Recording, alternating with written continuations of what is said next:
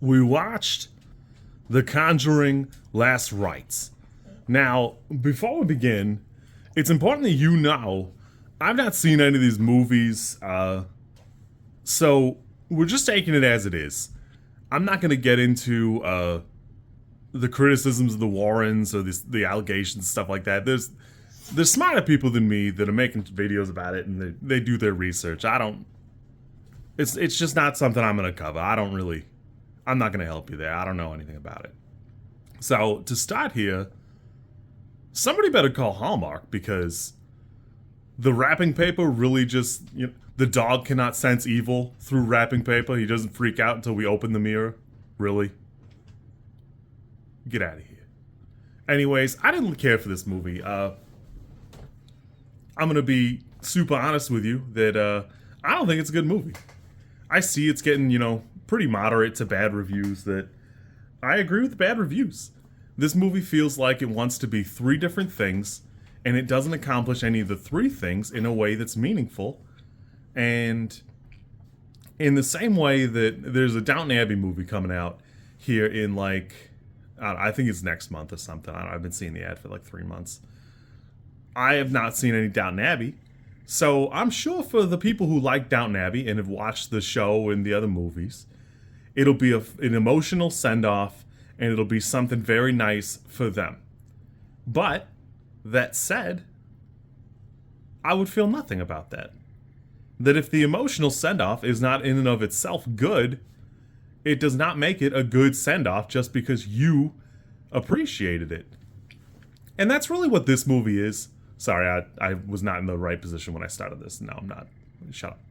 Anyways, that's the problem here, is it's not done well. You got three things it wants to be. It wants to be a Conjuring movie about a demon mirror. You got a family time movie where you're trying to do both the Warrens and the Almas. And now you've got this send-off you want to try and be. And boy, are we not doing a good job with any of those three things. Forgetting, of course, that their daughter was born in 1946. Moving straight along, what's baffling to me is, so my father recently retired, and if he had been like a demonologist, exorcist something, or whatever, and then, raised me, I would be Satoru Gojo.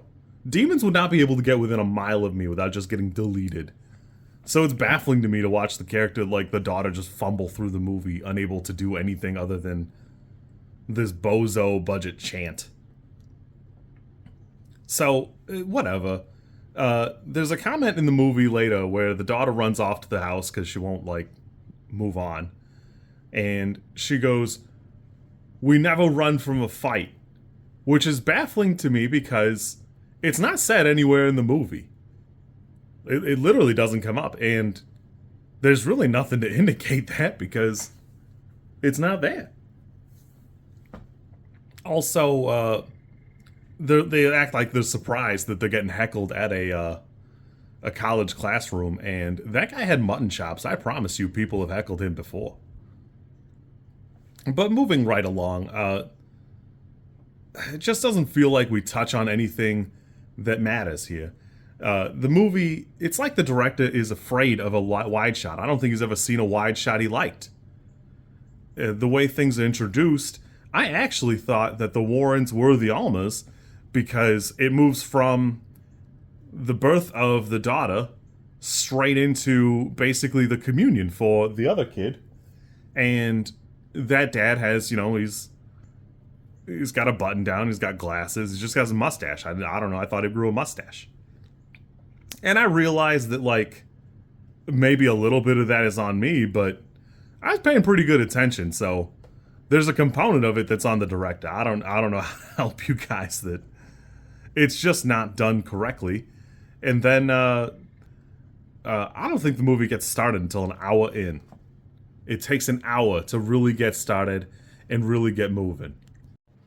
My very vague understanding of this is Michael Chaves has directed the last two Conjuring movies, and those did not perform particularly well. That I don't know if James Wan is just that busy or he feels like he's done enough. He doesn't want to continue messing around with it anymore. I don't know. But I just think this is rough. Even like when they're talking about the little museum they've got there, and they walk the soon to be son-in-law through. It just kind of like breezes right through. You see Annabelle, you see that the painting of the nun, and then that's pretty much it. It's just like kind of a quick couple of highlights that, for somebody who's acting like there's thousands of things in here, there's really not a lot of it. There's just not enough going on here. It's almost too much reverence for the family, and it all feels so stilted. The whole thing is just carried by Vera Famiga, Patrick Wilson, and Mia Tomlinson, which is a problem because it's not enough. It never was, and it shouldn't be in a horror movie. It's 135 minutes, and it feels every minute of it. This just feels like a slog to me. Above and beyond, the timeline is not correct, which, whatever, I don't really care. I didn't know that until I looked it up because I went, oh man, she's going kind of late. That I remember these being kind of early for that. And that type of thing, I just don't understand why they approved this script. It's just too stilted. It's too much of both families, where realistically, the son-in-law is a nice addition, but he's so in the movie, he's the only character you can really care about. I don't really care that Patrick Wilson's character is dying of heart disease or whatever, and he fails to take care of it. That's actually pretty typical for like the 70s and 80s. I don't really feel anything there. And Vera Famiga's character has basically let her daughter grow up chased around by these creatures or whatever, and only, keep them at bay.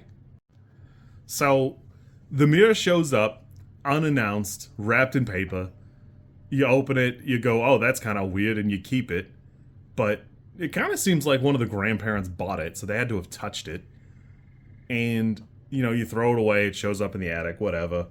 But if the whole thing was the demon wanted Judy, why is it doing this? Why is it here in Pennsylvania, which is pretty far away, apparently, from where the Warrens were? We're really just gonna sit through this weird exorcism bit and act like they were professionals? This felt like the end of like an Avengers movie where they just barely scraped through. Like, they didn't lose, but I don't know, one of them should have a limp for a little while. And this is the most power friendship ending you could ever have to an exorcism movie. And I think the problem is using the real characters, or real people as characters, because there just aren't any stakes. Nobody dies in the movie.